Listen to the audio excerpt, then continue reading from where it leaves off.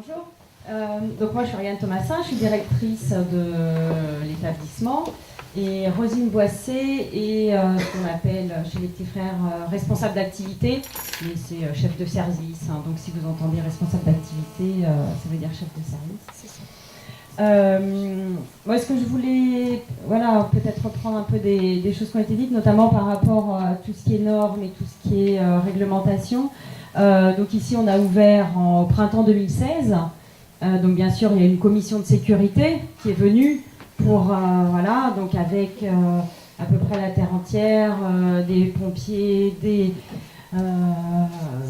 représentants, voilà, de la police, de la ville, du département, de la région, l'ARS, voilà.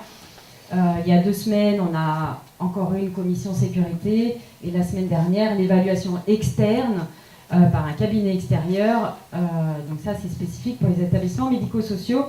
Donc effectivement, on est bien regardé à la loupe.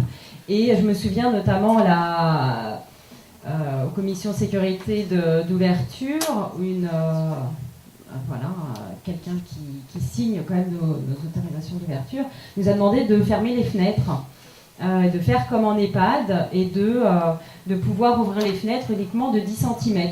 Donc 10 cm, c'est à peu près ça, hein. Voilà, pour que les gens ne sautent pas par la fenêtre, parce que là, ces dernières années, dans un EHPAD ou dans plusieurs EHPAD, il y a des gens qui ont sauté par la fenêtre. Donc il fallait qu'on ferme les fenêtres, mais alors uniquement de la petite unité de vie qui est au 1er et au 2e étage, hein. Donc voilà, pour les autres étages, ça posait pas de problème, mais pour le 1er et 2e qui accueillent des personnes, voilà, il fallait fermer les fenêtres. Et donc moi, ce que je trouve encore plus étonnant, c'est que depuis, personne n'est venu voir si on les avait fermées, ces fenêtres ou pas. C'est-à-dire qu'au final, voilà, chacun se protège, chacun ne protège que soi, ça je suis complètement d'accord. Moi qui suis directrice d'établissement, je dis bon, qu'est-ce qu'on fait, on ferme les fenêtres ou pas? J'en parle aux échelons supérieurs, on en discute, on dit non, on ne ferme pas les fenêtres. Donc on prend voilà, le risque ensemble de ne pas fermer les fenêtres. Mais voilà, pour dire que ça, voilà, des fois ça perd un peu de son sens parce que ça ne correspond pas à grand chose et voilà, au final personne n'est jamais venu vérifier. Donc si c'était une chose si essentielle que ça pour la sécurité et pour le bien-être des résidents, peut-être que voilà, les choses auraient un peu plus bougé. Voilà, ça c'était pour la petite anecdote. Par rapport à l'établissement, je vous ferai, je peux faire une petite présentation rapide aussi de l'ensemble du bâtiment. Je ne sais pas si vous avez vu en arrivant, mais en fait, ce bâtiment il a été conçu avec notre pôle hébergement à nous, mais aussi un cabinet médical qui se trouve un peu plus loin, là sur la rue, qui accueille 3 médecins généralistes, un cabinet d'infirmiers et une sage-femme. Donc c'est un cabinet médical qui est ouvert sur l'extérieur. Hein, donc c'est les habitants du quartier qui peuvent aller chez le médecin. Nos résidents aussi peuvent en bénéficier et les médecins peuvent éventuellement venir en cas de besoin. Et on travaille aussi avec le cabinet infirmier. À côté, donc il y a ce fameux café dont on a parlé. Donc il y a notre pôle hébergement et il y a à côté un centre d'accueil de jour qui occupe le 1er étage, qui est géré par l'association Isatis et auquel participent 1 à 2 fois par semaine 2 résidentes de l'établissement. Et au bout, un restaurant. Voilà. Donc ça a été construit d'emblée dans ce quartier qui était, il n'y avait pas grand-chose, qui était désert médical, qui était désert en animation. Voilà, ça a permis de créer toutes ces structures pour répondre vraiment aux besoins des habitants en même temps. Donc c'était, voilà, je trouve que c'est assez intéressant d'avoir un projet aussi global comme ça pour les gens du quartier, mais aussi pour les personnes qui habitent ici. Alors peut-être très rapidement, la présentation des structures, peut-être pour compléter un petit peu. Donc la petite unité de vie à 21 résidents accueille des personnes en perte d'autonomie, donc des personnes entre 60 et 96 ans aujourd'hui. Certaines sont valides, d'autres sont en fauteuil roulant, d'autres ont plusieurs problématiques. Voilà, on ne va pas tout détailler là, mais... donc ensuite, une pension de famille, là au 3e et 4e étage, et la résidence autonomie au 5e et 6e étage. Alors le principe, c'est qu'à chaque étage, il y a des salons, il y a des terrasses auxquelles tous les résidents peuvent accéder. Hein, donc les structures sont quand même définies par étage, mais après, tout ce qui est espace de vie commun est accessible à tous les résidents. Donc ce qui permet aux personnes de se rencontrer ou pas. Hein, c'est vraiment libre à chacun. Voilà, pour la présentation de l'ensemble de l'établissement, donc il y a 62 résidents, aujourd'hui entre 50 et 96 ans. Voilà, donc avec un enjeu quand même assez fort de faire vivre toutes ces personnes ensemble et puis de répondre aussi aux besoins de chacun. Voilà. Alors peut-être pour introduire nos questions, moi ce que je voulais dire c'est donc avec Rosine Boissé qui est présente depuis un an maintenant, on a vraiment le souci de faire en sorte que toute l'organisation soit pensée à partir des résidents, mais que ça s'incarne réellement, c'est-à-dire que c'est pas juste un effet d'annonce, c'est-à-dire que tout le travail des salariés, les missions des salariés, les horaires, tout a été adapté en fonction des besoins des résidents, dans la limite de ce qui est possible de faire, dans la limite aussi du travail avec les partenaires, voilà, mais quand même au plus proche des besoins des résidents. Et puis peut-être la deuxième chose, et puis on développera un peu tout ça, c'est d'avoir un questionnement permanent de tout ce qu'on met en place et de tout ce qu'on décide. C'est-à-dire qu'il n'y a pas de choses qui vont être d'un coup figées dans l'organisation. Et moi je souhaite vraiment qu'on maintienne cette capacité à se réinterroger sur ce qu'on fait. Et ça je pense que c'est ce qui garde aussi un établissement vivant, en vie et qui se remet en question. Il ne s'agit pas de refaire tous les 4 matins ce qui marche et ce qui marche bien, hein, mais c'est vraiment de se réinterroger sur ce qu'on fait en permanence et de le faire en équipe. Ça, c'est aussi essentiel, je pense, à notre bon fonctionnement. C'est quand on fait très très souvent, enfin notamment Rosine, anime des réunions avec les auxiliaires de vie, qui sont vraiment au plus proche des résidents, et avec elles, il y a ce souci permanent de questionner nos pratiques. Ça, on le fait, on le faisait hier, est-ce qu'on continue à le faire? Oui, non, quel est le sens?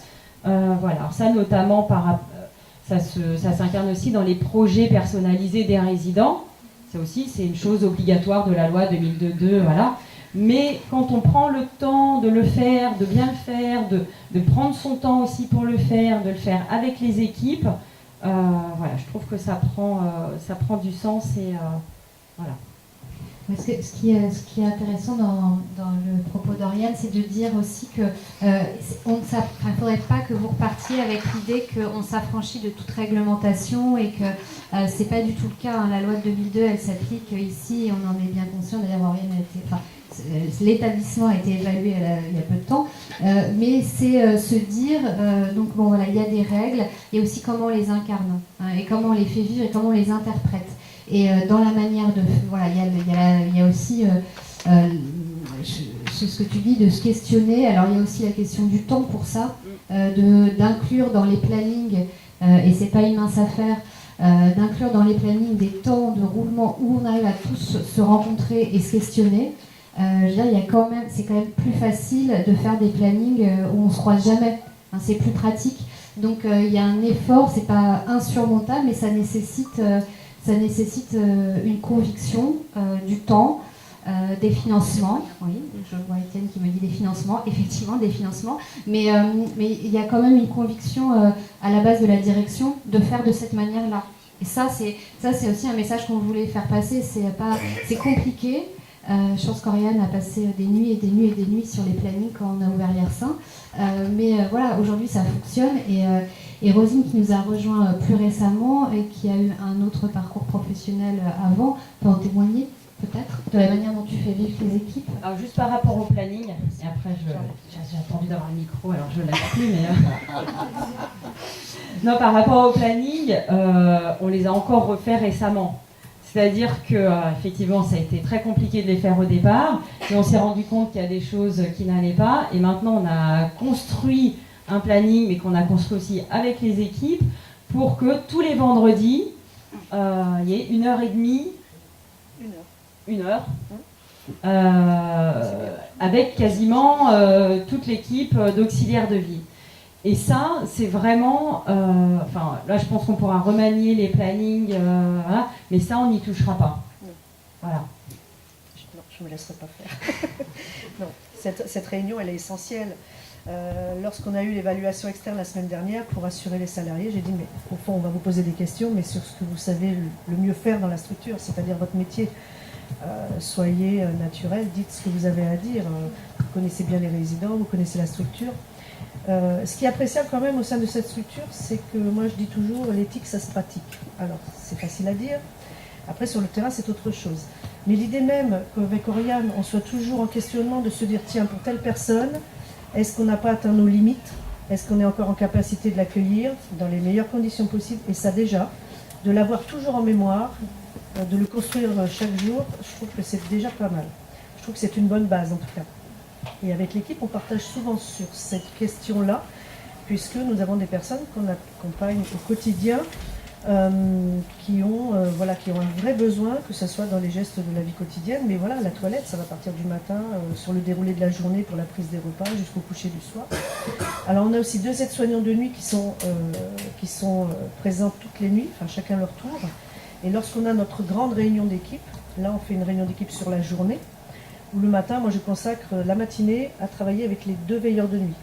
Où là justement on re-questionne l'accompagnement aux soins, l'accompagnement aux nuits, les angoisses, voilà, l'écoute de chacun. Alors, pour élaborer les projets personnalisés de chaque résident, quand je suis arrivée, alors j'ai pris un temps d'observation, parce que c'est une grande maison et qu'il fallait que j'en comprenne vraiment le fonctionnement. Et puis moi, j'avais déjà une idée de ce que j'avais envie de faire. Donc j'ai présenté un petit peu mon projet à la directrice, qui l'a validé voilà, sans problème. Et l'idée, c'était de dire, voilà, chaque résident, sur la petite unité de vie et sur la résidence autonomie, va avoir 3 référents. Alors 2 référents au départ, c'est-à-dire que sur la petite unité de vie, les salariés qui travaillent sur la petite unité de vie sont en première référence d'un résident de la petite unité de vie. Et sur la résidence autonomie, les salariés qui travaillent sur la résidence autonomie sont en première référence, voilà. Et vice-versa en doublure, d'une part pour apprendre à l'équipe à travailler ensemble, à communiquer autour du résident, mais pour aussi que le résident, au fil du temps, au fil des jours, s'il avait des questionnements, s'il avait des choses à évoquer, s'il avait des demandes en particulier, il soit toujours avec un interlocuteur précis. Ça ne veut pas dire que celui qui n'est pas référent ne s'occupe pas des autres, bien loin de là. Mais en tout cas, ça nous a permis d'élaborer avec chaque résident au plus près ce qu'on appelle un recueil de données. Mais ce qui finalement, quand on a du bon sens, c'est de se dire la vie quotidienne, ce qu'on n'aime pas manger, est-ce qu'on aime prendre sa douche le soir ou le matin, est-ce qu'on préfère que ce soit un homme ou une femme, voilà. Et tout ça, on le construit au fil du jour avec chaque résident. Bien sûr, on a des contraintes, hein. Peut-être que monsieur, si un jour il veut prendre sa douche, je ne sais pas, moi à midi, peut-être qu'à midi, voilà, c'est le temps du service du repas, mais en tout cas, on essaiera de se rapprocher au mieux.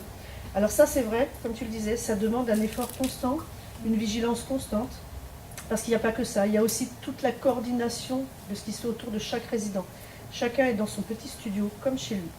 Il a une kitchenette, il a une petite salle de bain, il a un balcon terrasse ou pas, mais en tout cas, il est comme chez lui. Il décore avec son mobilier, avec ses souvenirs, comme on disait tout à l'heure. Mais voilà, après, chacun a besoin soit d'un infirmier, soit de soins, soit de quelqu'un qui viendra faire l'entretien du logement. Et là, du coup, on fait intervenir les personnes extérieures. Et finalement, comme chez soi. Voilà. Donc ça, je tenais à le dire. C'est vraiment ce travail d'équipe qui nous permet aujourd'hui de pouvoir répondre au mieux aux questionnements et aux besoins du résident. Alors je dis résident, on pourrait dire locataire, je l'ai bien entendu tout à l'heure. Mais voilà, résident. Et pour moi, une résidence, c'est quelque chose de... Moi, je sais pas, je trouve le mot résidence, il faudrait regarder l'étymologie, mais en tout cas, résidence, c'est quelque chose, c'est un mot qui est doux, et je ne vois pas pourquoi on ne peut pas dire résident. Mais résidence en noble. Voilà. Ce qui caractérise, parce que c'est vrai que tout à l'heure on parlait des financements et des financements en silo, tout ça, ça nous dépasse en fait. Enfin nous, on peut en dire ce qu'on en pense, hein, mais ça nous dépasse. Donc c'est que fait-on dans cet environnement contraint? Et chez les petits frères des pauvres, chez l'association des établissements, on a développé ce qu'on appelle la polyvalence, enfin ce qui s'appelle la polyvalence, et on y croit beaucoup. Et alors pourquoi? Parce que moi je pourrais en parler sans m'arrêter, mais c'est pas moi qui suis au quotidien. Sur la polyvalence des auxiliaires de vie notamment, hein, parce que voilà, il y a d'autres métiers qui ne sont pas polyvalents. Donc le principe, c'est que chaque auxiliaire de vie puisse accompagner chaque résident à tout moment de la journée. Donc les auxiliaires de vie vont être amenés à faire du ménage, à aider la personne pour sa toilette, à l'aider à manger le midi, le soir, enfin au moment des repas. Va pouvoir aussi animer des temps d'animation, d'activités adaptées aux personnes. Donc l'idée, c'est voilà, quand on recrute un auxiliaire de vie, on s'attache vraiment à cette polyvalence qui est vraiment presque un état d'esprit. Hein. Il n'y a pas de diplôme de la polyvalence, hein, au contraire. Donc on recherche vraiment des personnes en capacité de passer d'une activité à l'autre tout au long de la journée. Et on estime que pour les salariés aussi, alors ça peut-être, voilà, il y en a qui sont là parmi nous, on pourrait en parler, mais moi mon avis c'est que ça peut aussi permettre aux salariés d'avoir des tâches quand même variées au cours de la journée. Hein, on n'est pas dédié qu'au ménage ou qu'aux toilettes, voilà. Donc ça permet peut-être de lutter contre une forme d'usure professionnelle, mais ça, à voir. Et pour les résidents, ça leur permet aussi d'avoir des liens différents au cours de la journée avec les salariés. Voilà, donc ça, cette polyvalence, moi je trouve ça vraiment enrichissant pour les résidents et pour les salariés.